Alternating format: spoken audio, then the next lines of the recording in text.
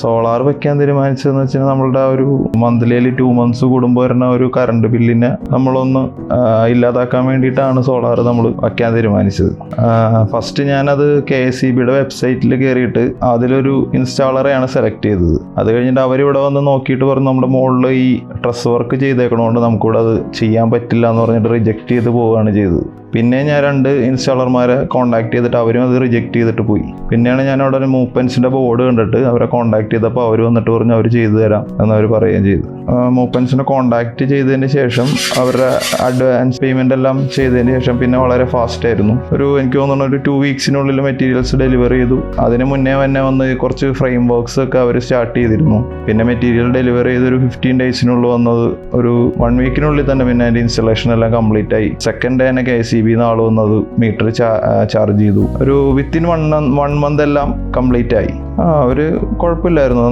നന്നായിട്ട് നല്ല രീതിയിലാണ് അവരുടെ ഇത് കോണ്ടാക്ട് സപ്പോർട്ടും കാര്യങ്ങളൊക്കെ ഉണ്ടായിരുന്നത്. നമുക്ക് പിന്നെ അവരായിട്ട് അധികം മിങ്കിൾ ചെയ്യേണ്ട ആവശ്യം വന്നിട്ടില്ല. കാരണം എല്ലാം ടൈമിൽ തന്നെ എല്ലാം കംപ്ലീറ്റ് ആവുന്നുണ്ട്. നമുക്ക് അധികം അവരായിട്ട് കോണ്ടാക്ട് ചെയ്ത് വിളിക്കേണ്ടതൊന്നും ആവശ്യങ്ങളൊന്നും വന്നിട്ടില്ലായിരുന്നു. അവർ തന്നെ ഇങ്ങോട്ട് കോണ്ടാക്ട് ചെയ്യലായിരുന്നു. അപ്പം നമുക്കിപ്പോൾ സോളാർ വെച്ചതിന് ശേഷം 2 ബില്ല് നമുക്ക് വന്നിരുന്നു.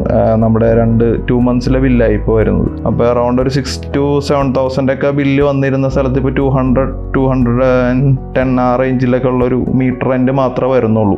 മാത്രമല്ല നമ്മൾ കൺസപ്ഷനും അതനുസരിച്ച് കൂട്ടുകയും ചെയ്തു. നമുക്കിപ്പോൾ എന്നിട്ടും നമുക്ക് കൂടുതൽ എക്സസ് അങ്ങോട്ട് ഡിസ്ട്രിബ്യൂട്ട് ചെയ്യാനാണ് പറ്റുന്നത്. നമ്മളെ ബില്ലിൽ ഭയങ്കരമായിട്ടുള്ളൊരു കുറവ് ജസ്റ്റ് ഒരു മീറ്റർ റെൻ്റ് മാത്രമേ വരുന്നുള്ളൂ.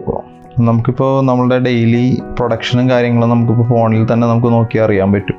അതിനൊരു ആപ്പ് അവർ ഇൻസ്റ്റാൾ ചെയ്ത് തന്നിട്ടുണ്ട്. ആ ആപ്പിൽ തന്നെ നമുക്ക് ഡെയിലി നമുക്ക് എത്ര പ്രൊഡക്ഷൻ ഉണ്ട്, അതുപോലെ കറൻ്റ്ലി പ്രൊഡക്ഷൻ എത്രയുണ്ട്, അതെല്ലാം നമുക്ക് ആപ്പിൽ നിന്ന് തന്നെ നമുക്ക് അറിയാൻ പറ്റും. അപ്പോൾ നമുക്ക് പുറത്ത് പോയ കാര്യങ്ങളൊന്നും നോക്കേണ്ട ആവശ്യമില്ല, മീറ്ററിൽ പോയി നോക്കേണ്ട ആവശ്യമില്ല. നമുക്ക് വീട്ടിലിരുന്നാണെങ്കിൽ ഏത് സമയത്താണെങ്കിലും അല്ലെങ്കിൽ പുറത്താണെങ്കിലും എവിടെ വേണമെങ്കിലും ഇരുന്ന് നമുക്കത് അറിയാൻ പറ്റും.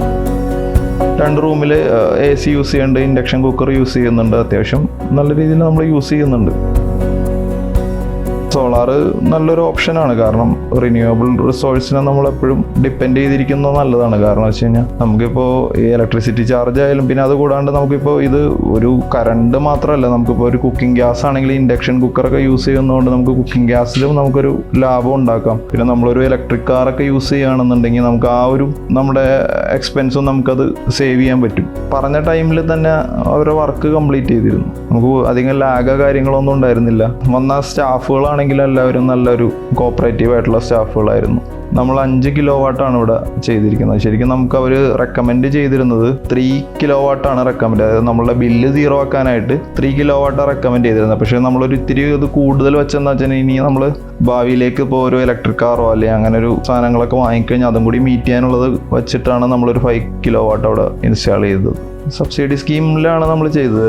നമുക്കിപ്പോൾ ഹാപ്പിയാണ്. ഇപ്പോൾ ഞാൻ എൻ്റെ കസിൻസിൻ്റെ വീട്ടിൽ ഞാൻ റെക്കമെൻഡ് ചെയ്തിട്ടുണ്ട്. നമുക്കിവിടെ സാറ്റിസ്ഫൈഡ് ആണ് അവരുടെ വർക്കായിട്ട്.